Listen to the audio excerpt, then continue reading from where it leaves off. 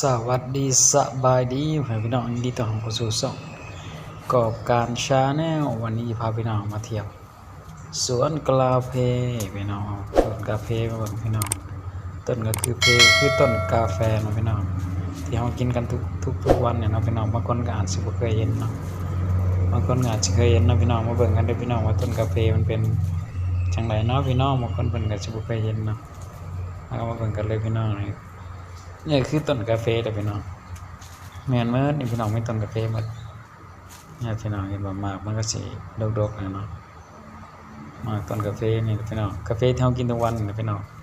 นี่คือต้นกาแฟของสดๆเลยเนาะพี่น้องเนี่ยพี่น้องคือหมากกาแฟพี่น้องเห็นบ่อันนี้ก็สิมีต้นมันมีต้นเล็กต้นใหญ่พี่น้องต้นกาแฟตามสายพันธุ์พี่น้องพันธุ์ใหญ่ก็สิใหญ่นะพี่น้องพันธุ์เล็กก็สิเล็กนะต้นมันได้พี่น้องแต่หมากมันสิเท่ากันหมดนะพี่น้องแต่ตอนนี้หมากมันยังดิบอยู่พี่น้องมันยังมันสุกเนาะก็คือว่ายังมันแก่เนาะมันยังอ่อนอยู่เนาะเม็ดกาแฟมันยังอ่อนเนาะถ้ามันแก่สุดก็คือจะเป็นเม็ดสีดำๆพี่น้อง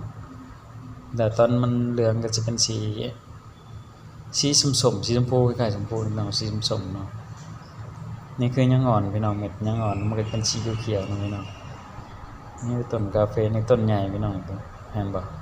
ต้นมะส้มโอเนาะนี่บ่แม่นต้นกาแฟนี่ต้นมะส้มโอเนาะ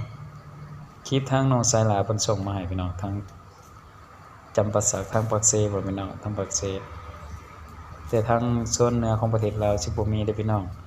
มันสิมีทางโซนทางใต้เนาะส่วนมากต้นกาแฟมันสิปลูกได้แต่ทางใต้เนาะ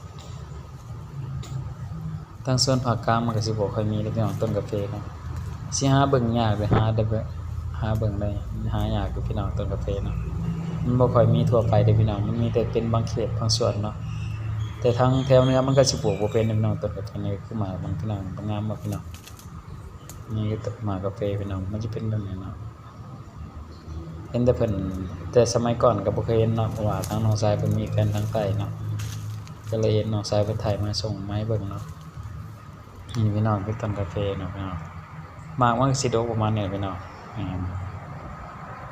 หมากกาแฟเนาะมันยังดิบอยู่เนาะพี่น้องประมาณเดือน11 12บ้านเฮาเนาะเพิ่นก็สิเก็บเนาะเก็บหมากกาแฟเนาะมันก็สิสุกมันก็สิเหลือง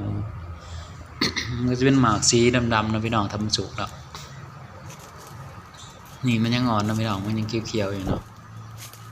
นี่เนาะนี่คือสวนกาแฟทางน้องสายลาเพิ่นส่งมาให้เนาะพาพี่น้องมาชมสวนกาแฟพี่น้องมื้อนี้บ่มีหยังหลายพี่น้องพาสวนกาแฟบางคนเพิ่นก็บ่เคยเห็นเนาะต้นกาแฟว่ามันเป็นจังได๋เคยกินแต่กาแฟเนาะ